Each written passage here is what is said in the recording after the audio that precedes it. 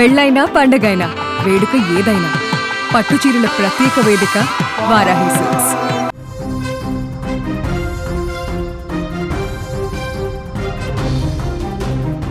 శ్రీకాకుళం జిల్లాలో జరిగిన రోడ్డు ప్రమాద దృశ్యాలు ఒళ్ళు గగుర్లు పొడిచేలా ఉన్నాయి. అతివేగంగా వచ్చినటువంటి ఓ కారు అదుపు తప్పి డివైడర్ను దాటి రోడ్డు అవతల వైపు వస్తున్నటువంటి లారీని ఢీకొట్టడంతో కారు పూర్తిగా నుజ్జునుజ్జు అయిపోయింది. స్థానికంగా రికార్డు అయినటువంటి కారు ప్రమాద దృశ్యాలు ఇప్పుడు భయంకరంగా మారాయి.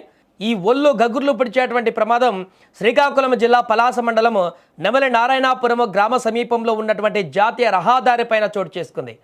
ఈ వీడియోను నిశితంగా గమనిస్తే రోడ్డు కాస్త తడిగా ఉన్నట్టుగా తెలుస్తుంది. అతి వేగంగా వస్తున్నటువంటి కారు ఒక్కసారిగా అదుపు తప్పింది. డ్రైవర్ ఎంత కంట్రోల్ చేద్దామని ప్రయత్నించినా కూడా లాభం లేకుండా పోయింది. కారు నేరుగా మధ్యలో ఉన్న డివైడర్లోకి దూసుకువెళ్ళి ఆ వేగానికి అవతలి రోడ్డు వైపు ఉన్నటువంటి లైన్లోకి ఎగిరిపడింది. సరిగ్గా అదే సమయంలో అటువైపు నుంచి వస్తున్నటువంటి లారీని బలంగా ఢీకొట్టింది.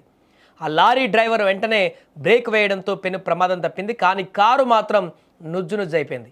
ఇంత భయంకరమైనటువంటి యాక్సిడెంట్ చూశాక కారులో ఉన్నవారు బతికి బట్టకట్టడం అసాధ్యమని ఎవరికైనా అనిపిస్తుంది. కానీ కారులో ఉన్నటువంటి వారు ముగ్గురు గాయాలతో బయటపడ్డారు.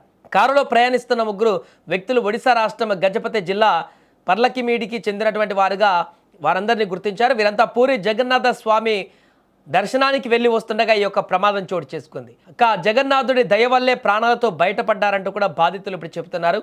స్వామివారి దర్శనం చేసుకుని ఎంతో సంతోషంగా తిరిగి ఇంటికి ప్రయాణమైనటువంటి ఆ ముగ్గురి జీవితాలలో ఈ యాక్సిడెంట్ ఒక పీడ కలలా మిగిలిపోయింది.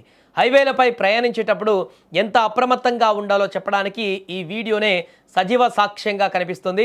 ముఖ్యంగా రోడ్లు తడిగా ఉన్నప్పుడు స్పీడ్ కంట్రోల్లో ఉంచుకోవడం చాలా ముఖ్యం. ఏమాత్రం ఏమరపాటుగా ఉన్నా ప్రాణాలు గాల్లో కలవడం ఖాయం.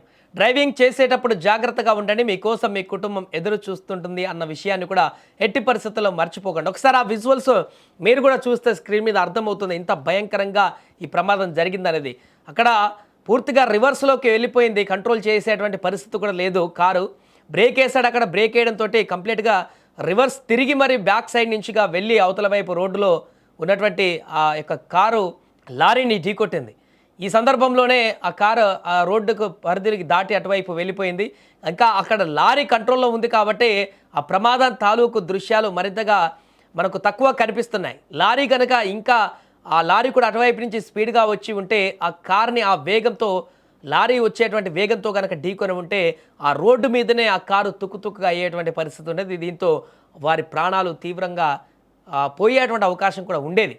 కానీ అది కొంత డ్యాష్ ఇచ్చి లారీని ఆ తర్వాత అటు పక్కన ఉన్నటువంటి రోడ్డు పక్కన ఉన్నటువంటి చెట్లలోకి వెళ్ళిపోయింది కాబట్టి అందులో ఉన్నటువంటి ముగ్గురు కూడా ప్రాణాలతో బయటపడ్డారు, గాయాలతో బయటపడ్డారు. దీంతో ఊపిరి పీల్చుకున్నారు వారు. ఏదేమైనా ఈ యొక్క హైవే పైన నెలకొన్నటువంటి ఈ ప్రమాద తాలూకు దృశ్యాలైతే హైవేల మీద ప్రయాణం చేసేటువంటి వాహనదారులకు మరొకసారి ఖచ్చితంగా జాగ్రత్తగా ఉండాల్సిందే బయటికి వెళితే రోడ్ల మీద అనే దానికి ఒక ఎగ్జాంపుల్గా కనిపిస్తుంది. జాగ్రత్తగానే డ్రైవింగ్ చేయాలనేటువంటి దానికి చూపించేటువంటి ప్రయత్నం చేస్తోంది.